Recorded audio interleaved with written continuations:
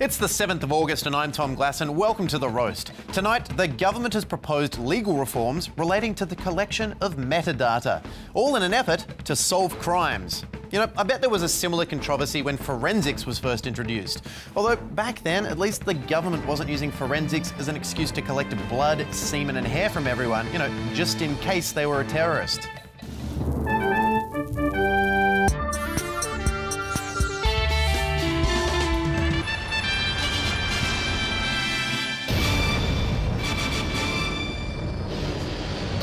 That said, if the government does want all that stuff, I have my samples ready to go. Although I only had one jar, so they've kind of congealed. First though, Mark Humphries has the headlines.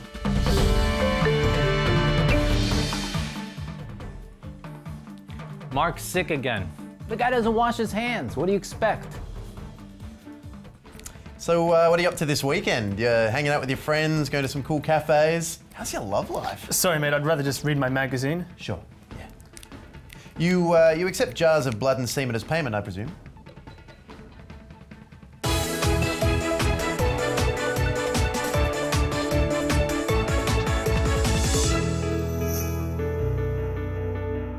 Coming up on Roast Breakfast, they're calling it twerkale.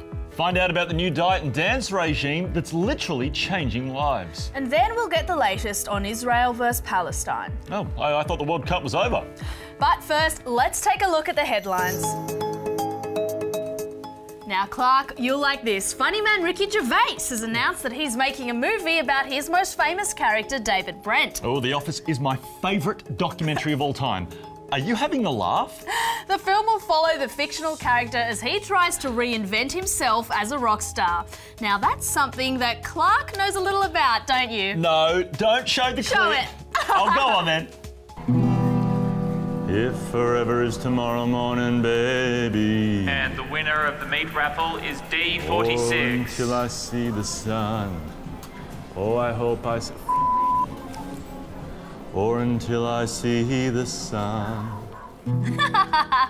Oh, Clarky, I just never get sick of that. Just terrible. Well, that was a long time ago. You know, I hardly play anymore. Yeah, you brought your guitar along. That's good. Well, here's a reminder to mind the gap when getting on a train. Yesterday, a commuter in Perth got his leg stuck between a train carriage and the platform. Well, luckily for the man, fellow commuters came to his aid and pushed the carriage enough for him to get free. Oh, that's no good. Do-do-do. The next station is hospital. Do-do-do. To get your mangled leg amputated.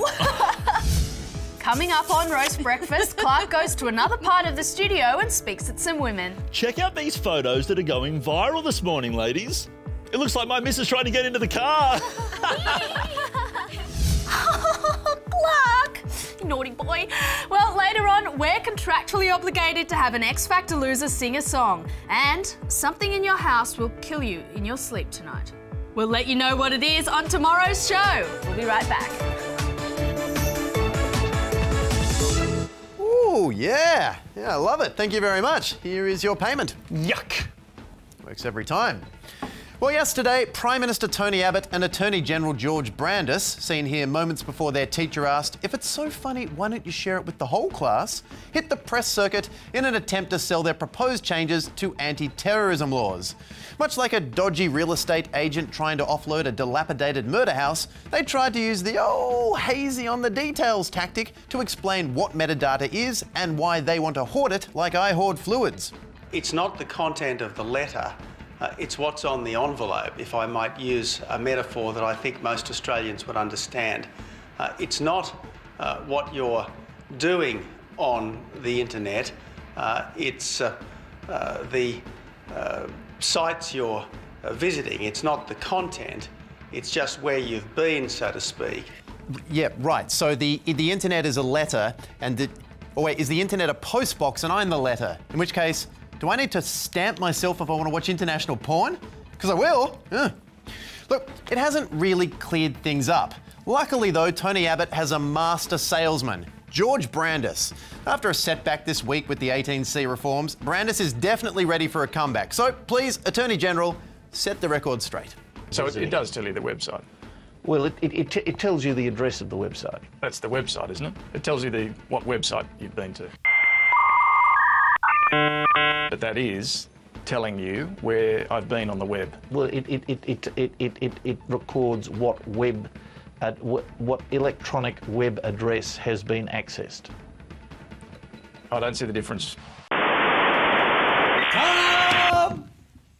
Tom?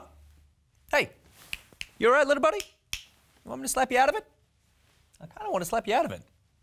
I think I'm going to slap you out of it. Well,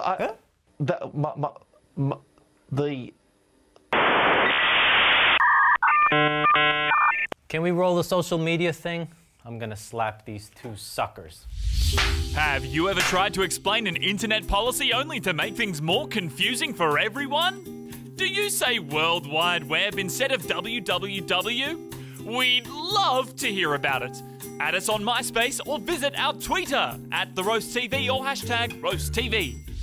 So, Brandis's attempt to explain metadata was a meta-disaster, and we can see exactly how it unfolded for the Attorney General if we look at his recent metadata, which the roast obtained exclusively via... Okay, so if we take a look, we see prior to the Sky News interview yesterday, Brandis was here at Parliament House, where he looked up, how do I get to skynewsstudios.com and taxpayer-funded bookshelves.tumblr.com. Then, after the interview, here at Sky News Studios, he ran into the street out back and immediately searched, can I delete video footage from the internet.com, can I delete the internet.please, and what is the internet.envelope? But if both the Prime Minister and the Attorney General have trouble understanding the concept of metadata, it must be really, really complicated. Don't you worry though, because the roast is here to explain it all. We have set aside the rest of the episode to answer all the complex questions. So strap yourself in, put on your listening hat, and let Jazz Twemlow unravel this complex mystery. All right now, Jazz, what is metadata? Take your time, explain it to me like I'm one of your French girls. Well, it's an ambiguous term, but in this case, it's tracking what websites you went to and for how long. But metadata doesn't see what you saw on that website. And to use the government's preferred analogy and the content of your letterbox, while you can't know for certain the contents of a letter by the address on the envelope, knowing that you regularly get posts from the Fantastic Foot Fetish Club, 50 Shades of Feet. That's monthly. Toes Gone Wild. Yeah, that's a bit saucy. 2 Feet 1 Sock. I'm president of that. And the Horn for Corn Cup. Hey, it arrived! I don't need to be a super spy to know you've got a thing for feet. Yeah. And that's metadata. Yes. So is that it? Yeah, that's it. Oh, right. Thought that was going to take longer. Nope, it's as easy to explain as it is to abuse. Yeah. It's just, well, I reserved half the show to deal with it. All right, well, everyone's just going to have to watch me fill up another jar. Okay. Or play anything quick!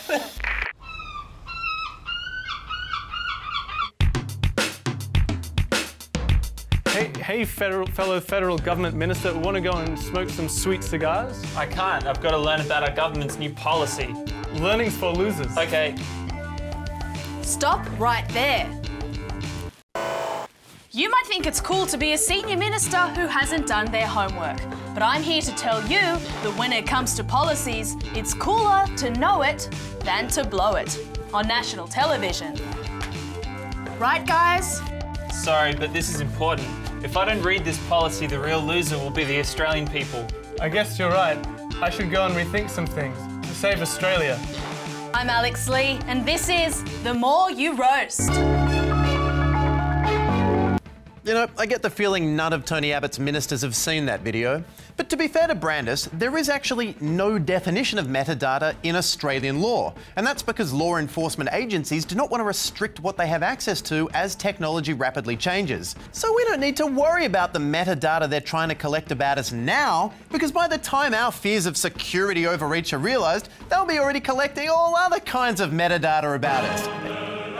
But like Benjamin Franklin said, he who sacrifices freedom for security deserves neither. And those who had freedom taken from them for a vague notion of security just have to suck it up. Because by God, we're Team Australia. I mean Team Metadata. I mean affection for the home team. I mean Team... Counter-terrorists win. But will forcing telcos to keep our metadata for 2 years help us win the fight against terrorism? Of course it will, because terrorists have no way to hide their tracks on the internet. I mean, if they did, we'd be screwed. Back me up here, George Brandis. They don't have access to software that enables online anonymity or private networks to communicate in, do they? Well, Oh, good night.